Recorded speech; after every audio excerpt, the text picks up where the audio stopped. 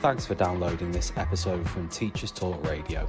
You can find the full schedule and listen back to all our shows at ttradio.org. Enjoy the podcast. So welcome. Hopefully you're on your holidays. If you haven't started already, hopefully it's coming soon. Hello, Claire, are you there? Hello, I think so. Can you hear me? I can hear you loud and clear. Perfect. Excellent. In first time, there's something. How you doing, Claire? You okay? I am all good, thank you. No abseiling, no school trips, nothing exciting to report, I'm afraid. I am. Just an I'm enjoyable disappointed. holiday day. I know it is disappointing. I'm disappointed. I was expecting to hear about 30 kids going abseiling in Peru or something like that. I'm hoping that you've picked up the mantle for me. No, not at all. I'm currently in a different location to where I normally am. I'm at my parents' house in Birmingham rather than in Manchester, which is, No. I might start doing this more regularly, just doing the show from different places. And how are the bins in Birmingham? I've seen some pretty rough stuff around here. If I have to go, I'll have to fight out off a 4-foot rat, basically. I think that's, just to let you know. So yeah, I was just wishing everyone a happy holiday or a happy run up to the holidays. I know some people haven't started yet. I know some people are halfway through. Yeah, it's that glorious time, isn't it? Absolutely, yeah. And we've had some beautiful weather this last week, so I'm yeah. not sure it's going to last long. No, it's been superb. Right, should we get into it today? So, yeah, let's crack on. So, is teaching a creative profession? I think I've got to give some background story as to how I came up with this one. So, I was at the Teachers Talk Radio Connect event over in Manchester a month ago. Superb event. When it happens again next year, make sure everyone comes that you know. Yeah, I'm going to be there. Superb, Andrew. It was brilliant. It was really, really good. And we were in the pub afterwards, and someone said this to me. Well, teaching is a creative profession, and I was like, hold on a second. We need to explore this and unpack this because I think it means a lot when you say that, and I think it also kind of has implications for the profession if we view it as that, and then. Just as we were about to unpack it, they had to go. They had to walk off. And it was going to, we'd had quite a heated debate beforehand about some stuff. And I just thought it'd be a brilliant topic because I think it brings quite a few things together with our profession. And it's a really nice avenue for exploring loads of ideas.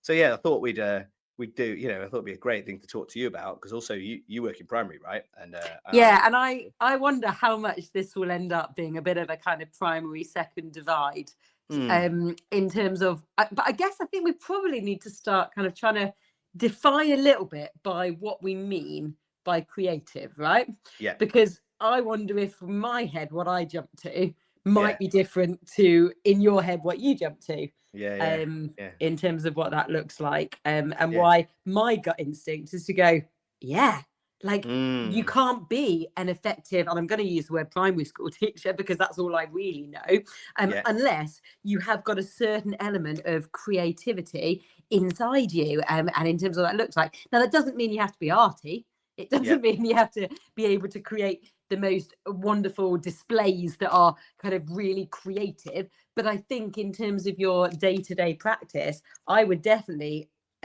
my gut before we start this is to say, creativity matters. So I was in camp no, wasn't I? When I first suggested this to you, Claire, I was in camp no. I've done a bit of research over, but just a bit of thinking about it, research. I don't know. It's really difficult. I am still leaning to camp no, at the moment, but I think there's room for exploration. I might be able to persuade you then. Yeah, I think there's room for exploration. I think where I'm at is we can get carried away with that. So I don't know whether I'm completely in camp now about it being a creative profession. Do you know what I mean? I don't know whether I'm completely averse to people calling the profession creative, but I think there is a I worry about us getting carried away with that. And I get that because let's be honest, I started when I was trying to think about why do I think it's creative by like running it through AI, right? Like, I mean, is that not how we start all things? Like, why is teaching a creative profession? And number 2 on their list, I'll come back to number 1, but number 2 on their list came out with adapting to different learning styles. I mean, that is a whole different kettle of fish that I do not intend to go down tonight. But you know, I started going, oh, hang on a minute. What do we mean by creative then? Yeah, no, exactly. I see. So it's really difficult. I mean, the debate originally cropped up on the back end of a discussion about like autonomy, right, within the classroom as well. And I've got some thoughts on autonomy, but like I'm kind of, because really creativity is such a big bracket term, isn't it? Yeah. And different people mean different things. So like I've got a few things jotted down. Like, is it originality and innovation? Is it adaptation? Is it problem solving? Is it expression and freedom? Is it professional autonomy? Is it like, do you know what I mean? And I think where I worry is when we say it's about expression and freedom. That's the big one that I worry about when it comes to like people who go, well, it's a creative profession, isn't it, man? Do you know what I mean? Like, and I worry that like in reality, that we can be on quite a dangerous path when we talk about it being a place where you have, like, you know, a profession where you kind of, I'm not saying we shouldn't embrace expression and freedom, but I'm not saying we should rely on it. Do you know what I mean? And I'm not saying that it should be the be all and end all. So that's the one I worry about. The others I don't really have an issue with. You know, originality and innovation, maybe I've got like a bit of a problem with that. Adaptation, superb. Right. Yeah. We have to be creative in the moment. Problem solving, awesome. Professional autonomy, that's another one I'm interested in exploring. So like really we need to think about which types of creativity we're happy with and which types we're not. Like you've just suggested, learning styles, right? And actually coming from the primary, secondary, the first question I was going to like pose to you is, would you be happy with someone getting creative with, say, a synthetic phonics program? Right? And how happy would you be with the levels of creativity there in a primary school, right? Yeah, and that's always a great sticking point, isn't it? Because we know fidelity to a scheme for something that is quite closed procedure, that is very much we need to get children to learn to read, that there's not a lot of creativity in it, right? You can make things fun, you can do silly voices, you can have puppets, you know, but ultimately you're fairly scripted, you're working through a scheme. However, phonics is a means to an end, right? Once you've taught the children to be able to decode, then you want them to have a love of learning. Now, I guess where I'd argue is post the skill of knowing how to break down the sounds to be able to read the digraphs and, you know, to be able to put these things together and to blend.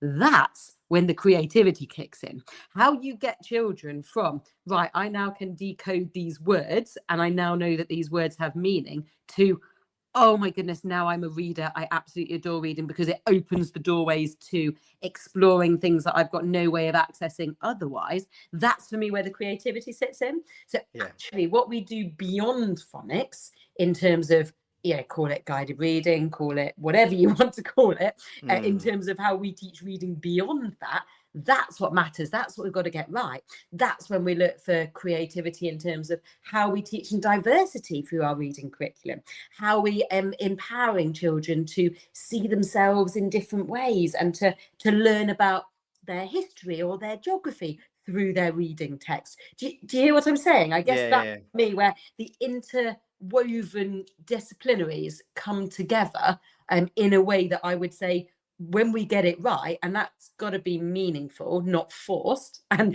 don't get me wrong, we've got it wrong before in the sector. But when you get it right, it's like these lightning bolt moments just happen all over. And you have these children who are just desperate to learn. And that's, I think, when the creativity steps in for me. Can that be taught, Claire? Taught to teachers or taught to children? Yeah, not children, teachers. So I think you can model good practice. You can encourage staff to see other staff who find it naturally more easy. You can plan in teams alongside each other so that you're not isolated. Some people it definitely comes more naturally to, right? Just like some, so the challenge for primary teachers is they are not going to be experts at teaching everything. Yeah. Some are going to be really good at teaching maths, for example, and always find science or computing or whatever it is more of a challenge. So you kind of, or you get all rounders who are okay at everything. Like, it's just the reality. In that when you're trying to teach every area of the national curriculum, there's some things you're more confident and better at than others. So what I think good leadership does is put really good teams together when you've got a school that's big enough to be able to do that, right? So that actually within a key stage or a team, you know, you've got those different strengths. And so it might be that different people plan different areas, and because that plays to their strength, which then enables the other staff to be able to deliver lessons that are of, you know, a good, if not outstanding, lesson. So that actually the general diet is high quality and creative across the whole curriculum. Yeah. Before we jump in too much further, should we just quickly have a sponsor break? Yeah, let's do it. And I'm doing my first one today, aren't I? Ready? Go for it. All right. So this show is brought to you in partnership with John Catt Educational, publishers of professional development books and resources that support great teaching and learning in schools around the world. Level up your professional development today and visit johncattbookshop.com to explore the full range of titles. Use the code JCTTR2425 for 20% off your order. How was that, Claire? Very good. Perfect. My first ad read. I mean, a round of applause, right? That's what we're asking for. I've been practicing all day. So let's jump back in. I'm just aware that time flies by, doesn't it? So what would your response be? I guess I don't know. How does that translate or not translate into a secondary kind of arena? The secondary arena. Look, it's difficult, isn't it? Because I appreciate this idea of bringing the curriculum to life and having an element of creativity there. I feel like as a middle leader, it's really hard to just leave that to chance. Do you know what I mean? Like leave that to chance, and that's what I really struggle with. This idea that like it could be left to chance, and what does it look like, and how do you do that? Do you know what I mean? And if we don't codify it, then we've just got teachers walk into the classroom who might not be good at it, and then like we got to get them there. Do you know what I mean? And like what that looks like, getting them there. So that's what I struggle with. I mean, would I want someone getting creative with the science curriculum? Definitely at points. Do you know what I mean? Like showing interesting demonstrations, showing like interesting contexts of the kind of scientific principles. You know, do I want someone who's really dry going, well, Newton's first law stipulates, and then essentially like showing nothing about how it works and bringing it to life for the children? No. But then I'm not sure how you codify that. Do you know what I mean? That creative edge. I think maybe here we're talking about that, the innovation and the originality and the expression that then brings it off the page. I'm not sure how you'd codify that, and I really struggle with it because like I come from, I don't know, because of where we're at in terms of secondary recruitment as well. It's like we can't pick and choose like who. Yeah, so you're going to have non-specialists. You have to have a non-specialist, and you have to have people who maybe you have to teach this to. Like, do you know what I mean? Like who you just hire because there really literally is the pool there is so low, and you need people in front of kids, and like you either go, oh, I'll wait, and then have like no one in front of a child for months and months and months, and that damages their learning. Or you take someone and you train them, and obviously I can train them to do things like behavior management because it's quite mechanistic actions that you can do. I can possibly train them to teach the curriculum and how to explain well and how to ask questions because it's codified and there's a good methodology to do it. And there's quite well backed kind of ideas out there on how to do it. But what worries me is like I can't teach someone to be creative. Do you know what I mean? Like it's not broken down, and that's difficult. And like and you might have a team of people who you've hired who that's just not there. Do you know what I mean? So I guess that's difficult in the secondary context, and also working together as a team is more difficult in the secondary context because like you tend to teach your own classes that one subject and then go off and co-planning isn't isn't necessarily a thing that we do in lots of secondaries. Do you know what I mean? Okay. It's not a widespread thing. It's quite we do try as much as we can, but because of the time constraints, it's a really difficult thing to build into how we work. So it's a difficult thing, do you know? But then also you can work with people, and that the thing that they're doing, like in terms of creativity, you just can't see how they're doing it, and they can't explain it. They're unable to make it tacit. So I think that's where I'm getting at in terms of secondary. That's the core issue in secondary. So if, we've got process in school, like we know how children learn, and we follow that science of learning. But then when it comes to the creativity side of it, and when it comes to bringing it off the page, it's difficult to teach that, and that's what I worry about when and writing people off because they're not able to do that. Do you know what I mean? Yeah. And so it's interesting you mentioned behaviour, because I wondered if part of it was that actually when you step away from the script, from the kind of codified, from the kind of on the page, I can make sure everyone's doing this kind of level, there is a risk. And certainly at primary, there is definitely an element of I can take this risk and I can be a bit more creative, imaginative, if I feel like I've got this class really well. And actually, if I can really trust them, if I've built that relationship that I think actually generally behavior is good in a day-to-day level, then I can take the risk and do something a bit more different, maybe a bit more outside the box, and really enjoy that with this group of children. Whereas if you haven't got that, there is definitely that kind of, is this going to be worth it moment?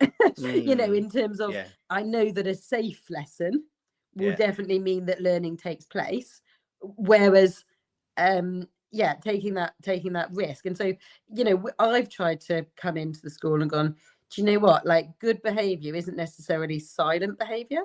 Like a buzz of learning is still really effective learning, and that might be because you're doing things differently. You might be giving the children a little bit more freedom at times to do a little bit more oracy. So to have some more spoken lessons where there's no written outcome. And for some teachers, especially if you're kind of fairly newly qualified, an early careers teacher, that maybe the fear of, but I haven't got enough work in my books, is that going to be okay? And it's who's the work for? Because ultimately, if the children are learning, and especially when you're thinking of like young children in like key stage 1, so these are like 5, 6, 7-year-olds, if every single lesson had a written outcome, I mean, they are just drained. And that doesn't necessarily reflect what they know, because you could have a child who is phenomenal at history, for example, really enjoys it, really absorbs those facts, but perhaps their writing ability would let them down to be able to show that knowledge. And so I think from a primary perspective, and certainly if you think early years, key stage 1, being creative is sometimes about how do I allow every child to show their potential in a different way. And that's not about, let's just make a poster for everything, right? Because we all know that we need children to develop the skills. And I've talked about, doing things a bit cross-curricularly. So at times you might do your writing about your geography or history topic. You might bring those things together, certainly. But at other times it's finding different ways to show what children know and understand and have taken away that isn't kind of maybe the first thought that people would have. There's sometimes that I think that's the other thing. Like, so a lot of people get a little bit kind of het up about like creativity in our profession because of maybe people going, well, if people look in these books and there's no information in there, someone's going to scrutinize. Do you know what I mean? And the scrutiny around our profession, which then people feel like their autonomy is taken away. They feel like their ability to do what they need to do creative in the classroom is taken away. And I think that is quite an interesting angle to think about it with. And then you might end up not doing some of those things to cater for the needs of those children because and being creative about that because you've got this kind of inspection anxiety or scrutiny anxiety or something along those lines. And I think we've been scarred as a profession by that, right? By previous Ofsted regimes, by Ofsted kind of hangovers, which still perpetuate amongst many organizations. Like a lot of leadership teams still think if there's no work in the books and no learning has happened, whereas we know now, if you read Rob Coe's work about performative culture in classrooms and the poor proxies for learning, it's a ridiculous thing to look for, just because they've done some writing. I can get 30 children to copy off the board. Yeah, exactly. Hi, secondary school teachers. We're Apps for Good, and we give schools like yours free introductory computing courses. Our courses are for everyone, including those who aren't computing teachers, and they're fully equipped with resources mapped to the UK computing curriculums. Independent learning is central to our courses. Your students will develop essential and digital skills by working in teams to create prototype apps. We'll even connect you with industry volunteers to give real-world feedback. Let's empower every young person you teach to shape their future with technology. Speak to us at www.appsforgood.org. Did you know that every year, half of disadvantaged children who are top attainers at primary school don't go on to achieve top GCSE maths results?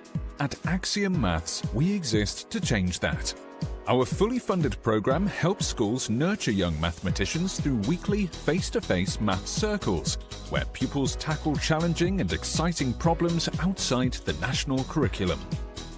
With just under £3,000 annual funding, expert training and quality resources, we give schools everything they need to inspire the next generation of mathematical thinkers. Want to make a difference? Visit axiommaths.com today and join over 400 schools delivering maths circles across the UK. This show is brought to you in partnership with John Catt Educational, publishers of professional development books and resources that support great teaching and learning in schools around the world. Don't miss out. Level up your professional development today and visit johncattbookshop.com to explore the full range of titles. Use the code JCTTR2425 for 20% off your order. Happy reading. Two of those children might have learned something. Yeah. Like 28 won't have learned anything. So so you've got that kind of that angle to it. But then, but then you've got to have like a base level. Like I think what we said about like early career teachers was interesting. You've got to have like a base standard, don't you? Where like I don't know what I'm pointing at is maybe procedural stuff that we should do as practitioners, and then like if you look at like surgery. Like this procedure and process that I have to follow. However, when there's a need for adaptation, that's when the creativity comes in. Maybe there's an element of that as well that we should be thinking about. So to just focus on the creativity would be wrong, because actually there's a fair bit of procedure we've got to get to. And maybe if we codified it where the creativity came in at a certain point, and then you could think about what that looks like. It might be easier to explain to someone, or it might be easier to train someone how to do. Like surgery, obviously, if you deviate from procedure, you wouldn't want to go to your surgeon and go, oh yeah, and the surgeon to go, yeah, I'm going to, I've innovated a surgery for you to remove your appendix. I thought about this last night. I'm going to try it on you. You wouldn't want that, would you? Is it acceptable for a teacher to do that with a child? I don't know. And I think, and maybe, and it's interesting, isn't it? Because how much does exams and the pressure for the end game play into this? Yeah. Because if the purpose of school and education, and this is a little bit deep and philosophical, is to, prepare children to be workers or to pass exams, then what the education looks different. Right? Like, so I saw a teacher tap question that came up, or maybe it was on Twitter, about how much revision versus new knowledge goes into GCSE level lessons at this point in the year. And I was shocked. Like, it's less than 50-50. Like there was a high amount of people just purely doing revision, and I get it. And like practice questions, that was it, like revision versus practice questions and things like that. And I do get it, because you do need to prepare children to succeed. So my son's in year 6, and every day at the holidays, for 10 minutes and a bit, he's been sitting some maths assessment questions, like some arithmetic and some reasoning ones. Now he is willingly doing that, and that's great.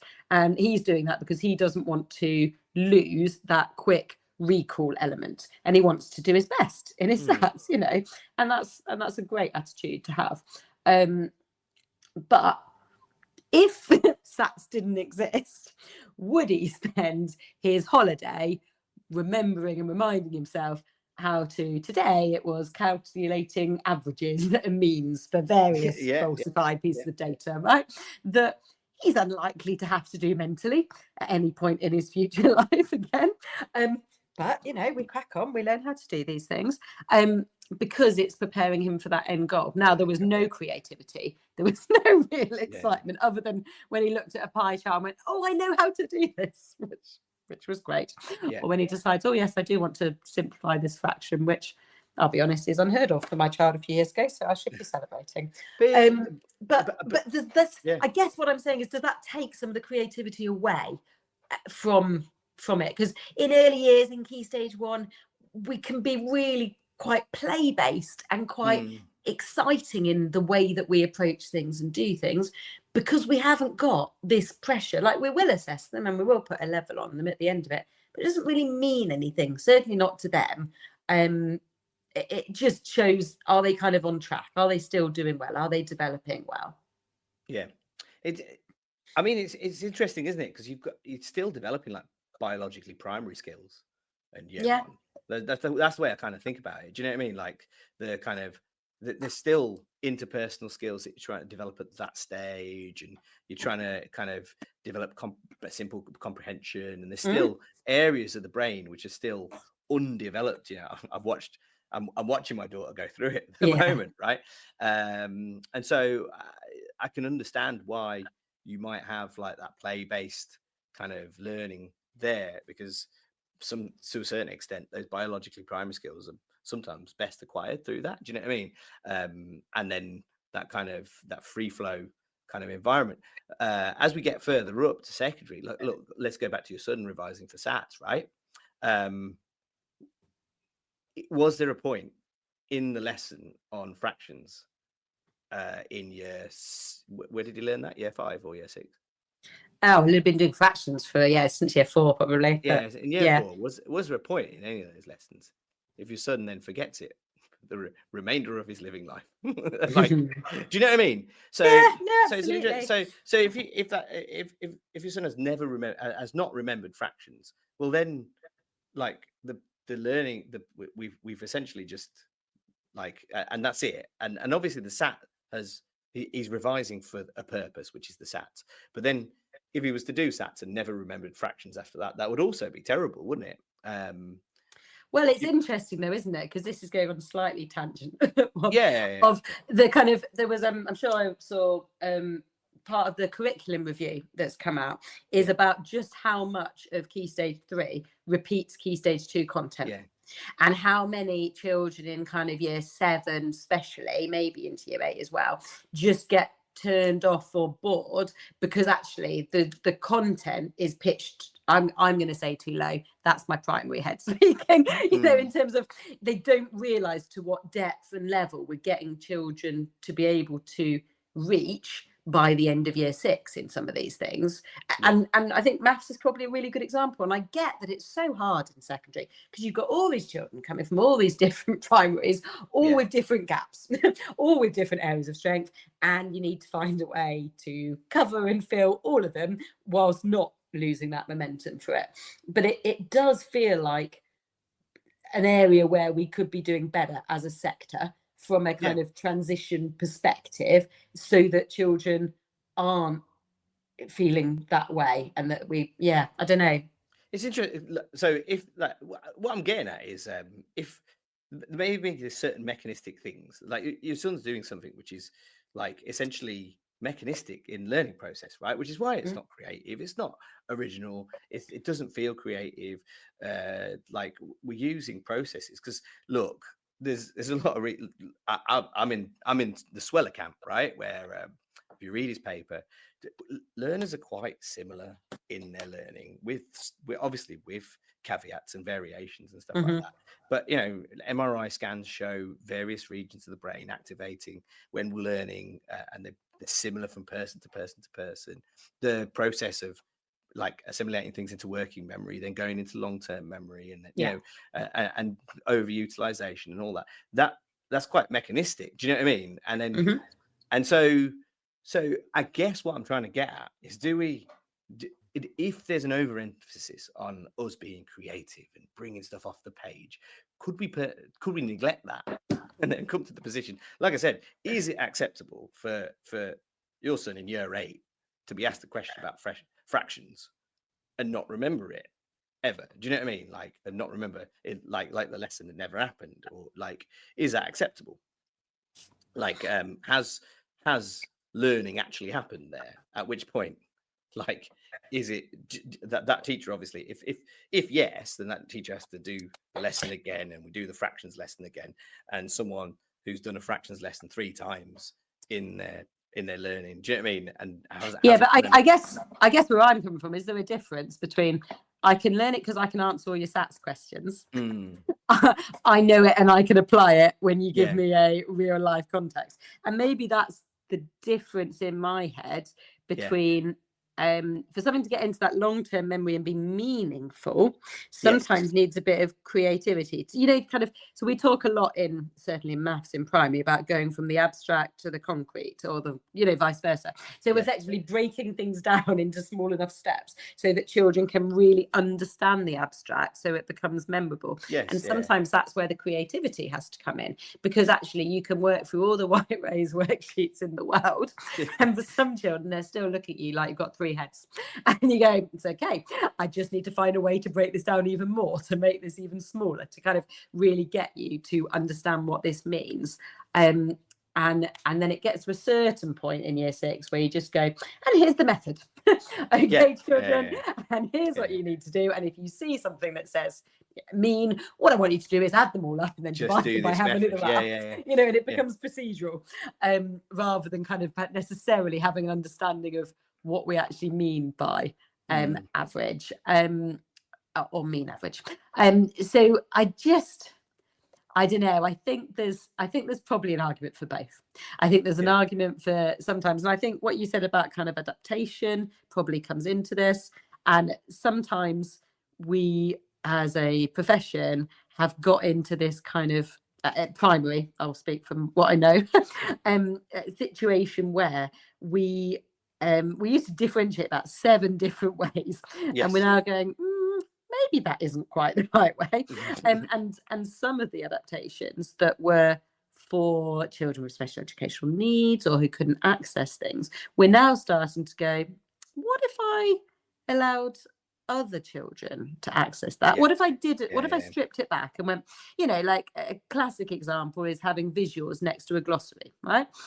So there was a time when Key Stage 2 glossaries would just be words for these children. And then we've gone, do you know what? For some of our special educational needs, having some imagery, some symbols, something alongside that might be helpful for them. And then we've stepped back and gone, so who wouldn't that be helpful for? In honesty, having a symbol next to the word as well as a definition, just tell me why that wouldn't be helpful for all children to have. And I think it's sometimes about seeing things a little bit differently and going, actually, how could all children access this? And then we just look at it a bit differently, which I think your point in terms of, can creativity lead to adapting things so that children can access learning being a requirement and a positive. But let's explore that. So if you think about it, there's a lot of research on dual coding, right? And how dual coding can help children access information better. And that's just learning science applied effectively in the classroom. Do you know? So, you know, it's whether that it's interesting. Is that creativity? Do you know what I mean? Like, and maybe if we're a little bit, look, and then And then you take that and you go, right, well, now every glossary has to have some sort of images for dual coding on it, right? Or something along those lines. So we take that and then that's mandated, right? Does it stop being creative then? No one's come up with it. No one's come up with it, right? No one's come up. It suddenly becomes mandated across the school. And then I see the counter argument for the fact that it should be creative, this profession. Why are you strangleholding me by saying that I need to do this and I need to do that and need to do the other? Do you know what I mean? And you go to some schools where, like, essentially, like there's a do it like this, or and there's no room for your personal interpretation of this. And I see it from the flip side. I do. So as you can see, I'm not completely. Yeah. You know, I think it would be terrible to work in that circumstance. But I think what it comes down to. So I like this idea, right? Often people see like artists as people who just come up with something out of nothing, you know, like they just they've produced this piece of work. You forget that, like, a musician has knowledge of, like, notes and musical theory and, like, this wonderful knowledge base to then springboard from, and then they can start to innovate and be creative from there, right? Someone, you know, even Jackson Pollock, like it seems like dots on a page, but he has a really good understanding of color theory and, like, image formation and things like that. Do you know what I mean? And he's studied fine art, and that's why he's able to produce the images that he does, and it looks like he's just throwing some paint on a page, right? And I think this is the worry and this is the misconception when it comes to, like, classroom practice. So there's two things, right? You can throw someone in the classroom and go, oh, just be creative about it, bring that curriculum off the page. And they've got none of that knowledge. They've got none of that understanding. And, like, then they are literally just throwing paint at a page, or they're standing on the desk saying, oh, captain, my captain, right? Like, and no one learns nothing. No one learns anything for months and months and months. And then kids come out with no knowledge with which to work in the world or manipulate the world around them, or to change the world around them. They come out powerless, right? Or there's the other side of it where you just go, just do it like this because this is what you're supposed to be doing, and someone just goes and, like, operates procedure in the classroom and walks away at the end of the day and goes, yeah, I did it. And we get a similar situation, right? You get, instead of this time, you get lethal mutation. You get, like, the procedure operated regardless of what happens. No adaptation. You know, these are two extremes of our profession, really. And people, and then once again, you get classrooms where children, well, no, this is an interesting question. Do people learn more in that classroom? Well, I guess it's what they're learning. Like, and I guess this is slightly where it touches back into knowledge and skills. And that in the one where they're just literally going through procedure, most people will come away with more knowledge, but you'll probably have some who've got nothing and others who've got lots, right? So those who were engaged and could cope with that kind of level of information being transmitted in that way, I guess, would come away with a lot. The throw everything at and see what sticks kind of approach is probably going to have overall lower results, but maybe everyone will have learned something. There's probably a bit of a here, there and everywhere. I often wonder in primary, if we were to do away with the kind of concept of greater depth and the need to really push children right to the end of their limits, what learning would look like. Like, would we try and push so hard to cover so much? If actually the aim was, as the government once said, 97, 98% to get expected, which obviously can't happen while they set the pass rates. But if that was genuinely what they wanted, was that, as close to 100% as possible could achieve expected, well, that's only possible if you take away this extra additional pressure. And some children wouldn't learn as much. Like, that's just a fact. But would it be worth it if everyone got to a good level? And like, that's a philosophical perspective that different people will have. But I think it pays into what approach you use and why and where. And like you say, I guess you've probably hit the nail on the head there. For some subjects, creativity is essential. Like in music, in art, in drama, in technology, like without that level of creativity and without giving and equipping children with those specific skills, they are going to struggle. They might be able to go through the motions. Like, so I could produce a composition, right? It wouldn't be anything to write home about. It wouldn't be phenomenal. My best ever music lessons have been teaching using GarageBand and technology, where children have headphones in and they kind of just play and make some wonderful music. And that is fine. I can teach music in two ways. That's my creative. And the other is right, we've all got these instruments and we're going to play these notes in this order and then it will sound good kind of level. Because my confidence isn't at a place where I can be creative with both, because I like children to feel like they've really achieved something by the end of it, and normally that means something that sounds good.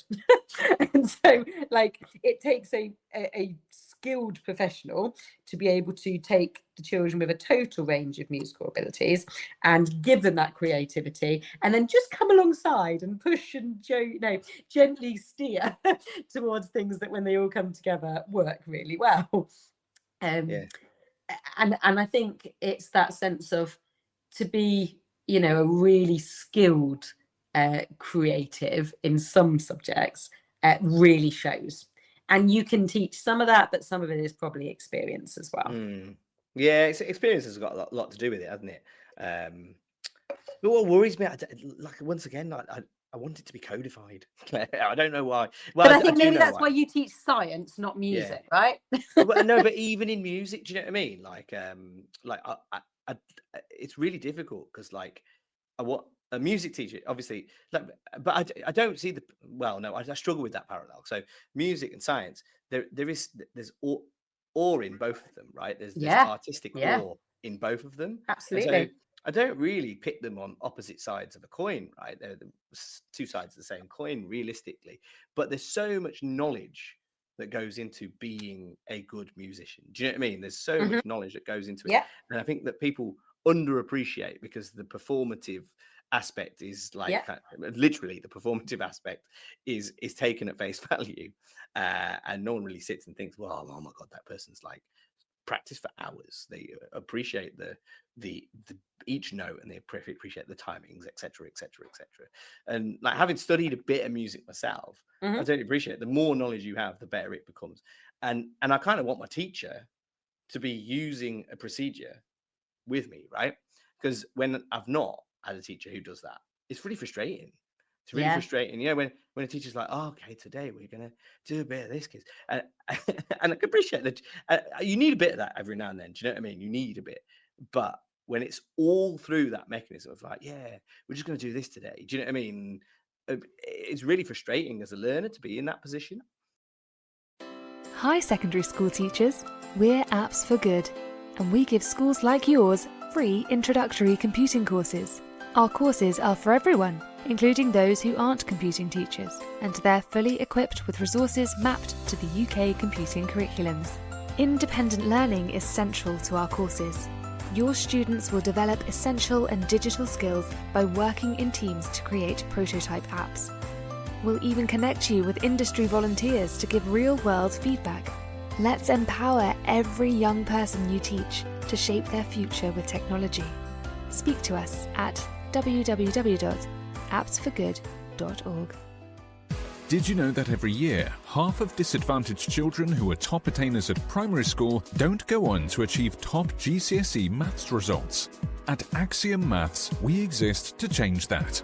Our fully funded programme helps schools nurture young mathematicians through weekly face-to-face maths circles, where pupils tackle challenging and exciting problems outside the national curriculum. With just under £3,000 annual funding, expert training and quality resources, we give schools everything they need to inspire the next generation of mathematical thinkers. Want to make a difference? Visit axiommaths.com today and join over 400 schools delivering maths circles across the UK. This show is brought to you in partnership with John Catt Educational, publishers of professional development books and resources that support great teaching and learning in schools around the world. Don't miss out. Level up your professional development today and visit johncattbookshop.com to explore the full range of titles. Use the code JCTTR2425 for 20% off your order. Happy reading. Yeah, and I guess that's the differences to my limited. I got up to about grade 5 on a musical instrument, was that actually in a small group or in a one-to-one situation, you can really skillfully do that, right? Yeah. Like you can teach someone something and then they go away and practice that and have to put in that practice, and you notice the difference when they come back. In a whole class environment, in terms of how you get them to that point, it's hard, right? Like, but I do absolutely take on board what you're saying in terms of, yeah, there's a real skill and knowledge of music that leads up to a performance or a piece or something that you're doing. I'd love to come back to the kind of awe side of that, right? Because I think that's really key to some of this kind of concept of creativity, because I absolutely passionately think there is a place for awe and wonder in our curriculum. And in primary, I want children to have those moments of awe across loads of different subjects across the year. So actually they discover what really excites them about learning. Yeah.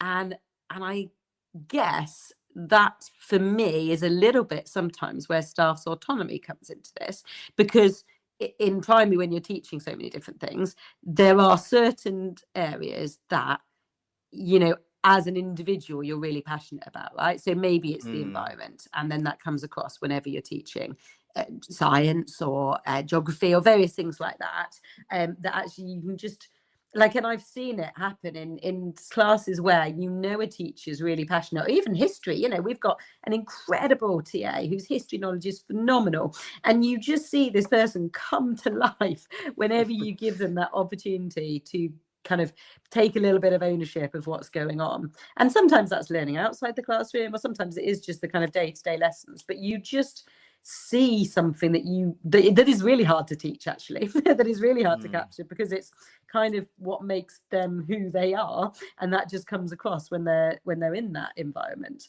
And actually the beauty of being a child and working through a school is that you see lots of different teachers who have got lots of different skills and passions, that bring different areas of life, of the curriculum, to life for them throughout their time in the school. But I think, yeah, how do you codify that sense of awe and that bringing that learning off the page? Maybe your challenge there, right? Yeah, that's it. Do you know what I mean? And there's like we sometimes get people who can't do that. Like you do, and it's really difficult. You go and watch them, and they're making all the right moves in the classroom and stuff, but it's just that, like, the knowledge is being moved from one person's mind into another, right? But there's does it have meaning, which then gives the information the awe, right? So look, even the smallest thing in the science curriculum can be full of awe, I think. Do you know what I mean? Or let's take the music curriculum. It's like, I love timing signatures. They're superb. There's so much awe and wonder that comes from a timing signature. The individual bits of knowledge, when you add them up, become quite a wonderful thing. Like, and you kind of explore it, and the more and more you explore it, and it's something crazy. It's just counting out time, right? But often, how do you bring that out to someone? Do you know what I mean? Or how do you get someone to see that? Or as a head of department, how do I get my whole department to see that almost every piece of knowledge in your curriculum you can use to creatively inspire and bring awe to children, and when it makes a whole, suddenly the wheels click together and the children go, wow, that's amazing. Like, what it'd be really nice to teach, to know how to teach someone that. Do you know what I mean? Yeah. To get someone to, but I think it comes down to this appreciating the whole process. Do you know what I mean? I love I'm working quite heavily recently from Josh Goodrich's model of like does the person have the insights? Do they have the awareness? Do they have the correct habits in place to then make that happen? Do they have the steps and the goals? Do you know what I mean? That the coaching model, because it's a really nice thing to think about. Do you know what I mean? I think quite often where creativity misfires is like the person just doesn't have the knowledge to innovate effectively enough. So you see like an ECT in a classroom, or not even an ECT, you might see like a teacher who's well established, like using questioning like really, really badly, but in a really creative way. Like I've experienced this, I've seen someone, do you know what I mean? Like, and you go, and you go, no one's learning anything. There's 20 minutes of questioning going on.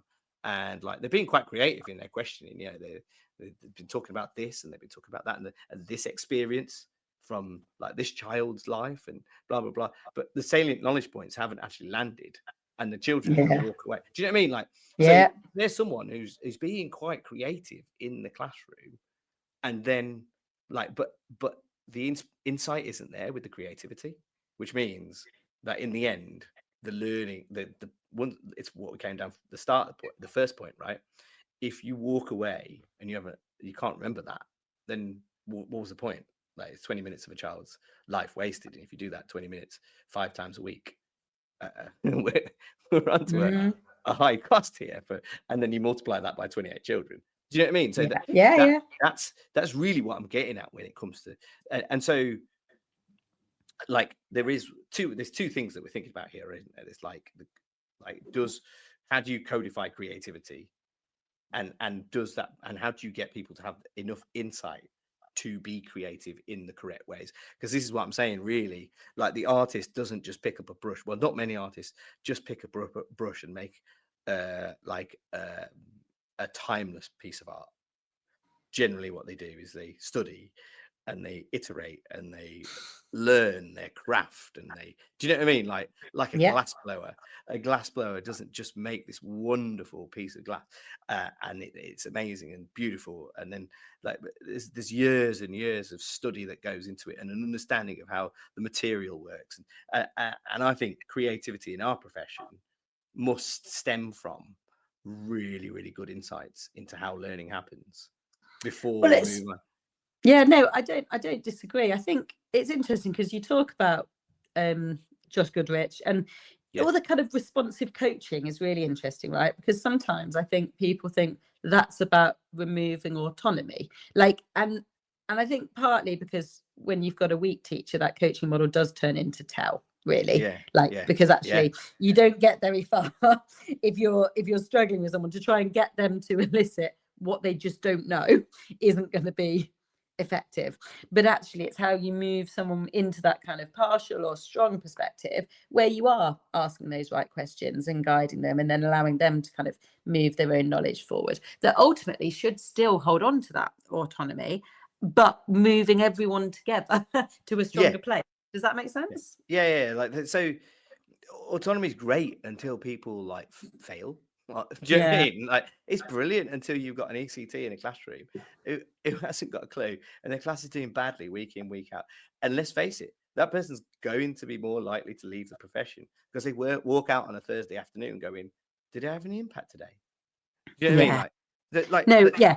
Success makes you motivated, doesn't it? If you know you're doing a good job, you're more likely to stay in it and later. I honestly think this is why people leave our profession, because you could walk out on Thursday afternoon and then people just, you know, and then to talk about our profession being a creative profession and solely that, and like, oh well, and then to present kind of the alternative as a monster to that. Do you know what I mean? Like, which is understanding the science of learning and applying it effectively in the classroom so that kids know and remember more subsequently. Do you know what I mean? And then I think that builds towards bringing it, you know, and you can expand that to having meaning, to understanding and like bringing meaning to the world around them through using the way that the kids naturally pick up information from, like, you know, from a neural perspective.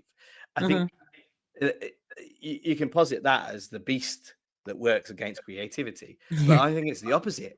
I think it's the beast that works with creativity, that creativity rides on, right? Yeah, no, I think it's just about seeing it as it could be, not as it should be. Like, So I think there's something there that's saying, actually, if we get creativity right, then I guess there is a bit of planning for it, right? Yeah. Like there's been meaningful thought through opportunities where we can take this learning further. We can allow space and the sense of recognizing what it looks like. We can give children that opportunity to use and apply what they've learned in different contexts, which is sometimes all you need to be creative. Like, just to be able to take something that you've done and understood and be able to show that you've understood that in a different context is something that you can plan for and make time and space for, that encourages flexibility and creativity. You know, I'm thinking a lot of the kind of assessment work that we've been doing over this last year is going, let's not wait right till that last week and assess, because then we've got a load of information that we do absolutely nothing with. Right? What if after 4 weeks we stopped and paused and did a kind of mini assessment, and then we actually looked at that information and went, right, so do you know what we're going to do for the next 2 weeks? We're going to do something based on that, because actually something really critical hasn't landed, and we need to make sure that everyone's got that piece of information or that knowledge or that kind of understanding in order to feel confident they've achieved the objectives we want to in this topic. You know, and we do this in maths and literally all the time because we've just got specific narrow objectives, but across our wider curriculum, we've just hit pause a little bit and gone, right, but what are we actually doing that for? And you know, if they have got it and they have understood everything, brilliant, because then we can really take them further and really stretch them. And I guess it might not sound it, but that's feels like creative thinking going on. And it requires teachers to look and think and plan differently in terms of where they're going. But it is something quite structured that you could show and codify, I guess, to use your terms. But it's also underpinned by really good understanding of assessment theory, right? Yeah. like I think that's the big thing. Like, if you're going to be creative, you need to have all these things in mind, and you should also understand what the procedure is around it. And this is where the parallel comes with the surgeon, right? The surgeon is creative. It's when procedure needs to deviate. Do you know what I mean? Or yes, and they don't expect to see something happens. Yes, they're not just going to go, oh, can't do anything about it. And they don't. Sometimes they do have to. I'm going to do a quick ad read. So this show is brought to you with John Catt Educational, in partnership with John Catt Educational, publishers of professional development books and resources that support great teaching and learning in schools around the world. Level up your professional development day and visit johncattbookshop.com to explore the full range of titles. Use the code JCTTR2425 for 20% off your order. There we go. Guys, also, I know we've only got about 6 minutes left, but do pitch in. This is live, remember? So do let us know your thoughts and ideas on this. Yeah, so that the assessment is what you've done there is creative, but it's underpinned by really, really sound knowledge of like a procedure and stuff. So maybe, do you know what I mean? I like to see our profession as more creative, akin to like a surgeon, doctor, lawyer, glassblower. I quite like that idea. Do you know what I mean? Glassblowing is quite a big thing. I think I chose that because it's I don't know. I always want to ask why, but I'm always scared to ask why glassblowing is such a big thing. It's really interesting because I had to think about it. Like, could you go into a glassblowing workshop and blow some glass today? No. Can I? No. Why? Because I need someone to go do it like this first for a long time. Do you know what I mean? Like, I need someone to go, yeah, you do it like this, put it in now, take it out now, roll it at this point, blow into it at this point. No, wait. Do you know what I mean? You need so much direct instruction on what you are doing before I can go into that workshop and go, this is well, I haven't really explained this before.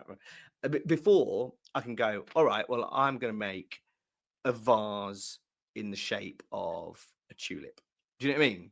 So, like, there's so much knowledge involved there, and I think that's why I chose that, because you could possibly pick up a paintbrush and just start putting color on a canvas, whereas there's a profession where like it looks, you know, it looks overall creative, but actually to get there there's been a really, really codified process. Yeah, and I think that's the same as the composition, music, and performing you're talking about. There is a large level of knowledge that you need to have and be confident with before you can then pick that up and be inspired and allow your own creativity to come into force. Yeah, you need right? to And actually, yeah, exactly. And actually what we need to do in schools, in education, is prepare children with all that knowledge and skill and understanding so that they are then equipped to be able to be creative themselves, to be able to use and apply that for themselves. And actually, maybe that's where there's not so much of a difference between primary and secondary, right? Like we might be getting them to different places and different times, and the level of knowledge is going to look different, and the expectation of what they can do with that is going to be greater in secondary. But actually that concept, it probably goes back to the phonics, like if we get those basics right and we teach them in that really structured way how to read, well, then what we're doing is equipping and preparing them to be able to be creative and now go and choose what type of book you would like.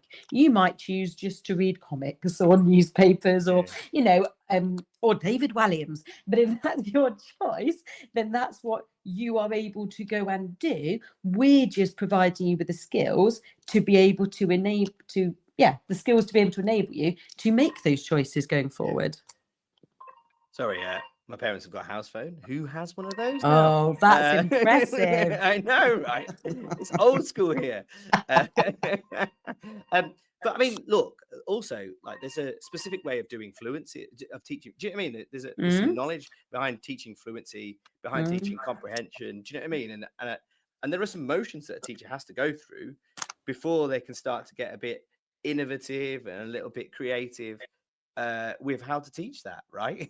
Like you don't just dive in and do what you want initially. I think that I think in our profession, I think what I'm arguing for, because I'm not saying we're not creative, but I think what I'm really, where I've got round to in talking to you and thinking about this is there's some motions that you have to go through before you can get to the point where you become creative. So you've got, but also those motions shouldn't be just gone through like slavishly.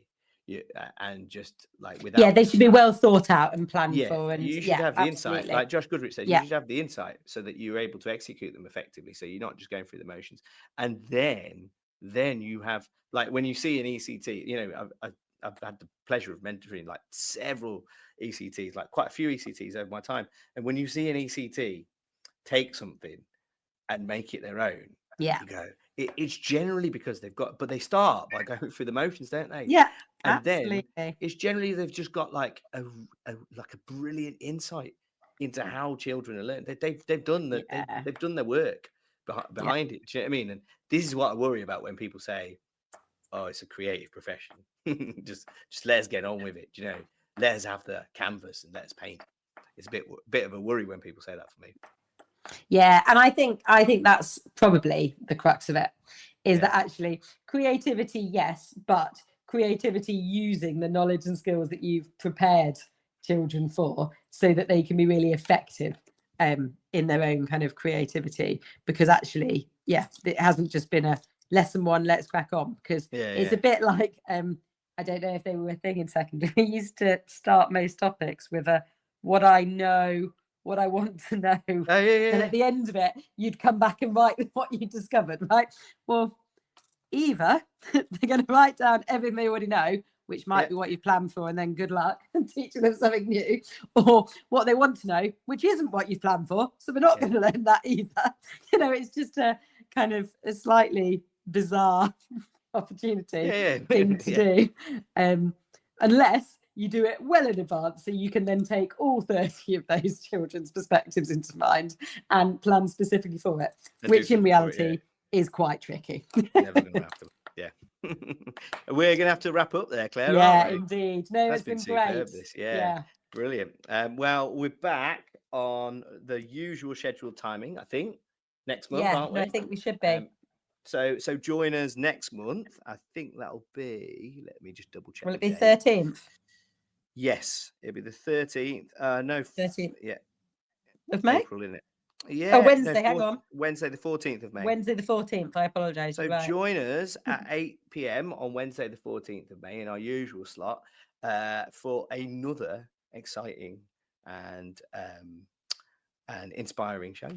and don't forget to tune into all of the other Teachers Talk stuff. There's some superb stuff out there. I don't know if you've been listening to Claire, but there's been some brilliant stuff over the last week. So don't forget to go back, listen to the stuff that's there. Don't forget to tap into other people's shows. It's brilliant. Right. Well, I will see you next month, Claire. Yeah. Take care. Have a good week. Thanks, everyone. All right. Cheers. Bye. Bye-bye. You've been listening to Teachers Talk Radio. Tune in live and listen back at ttradio.org. We look forward to hearing from you next time on Teachers Talk Radio.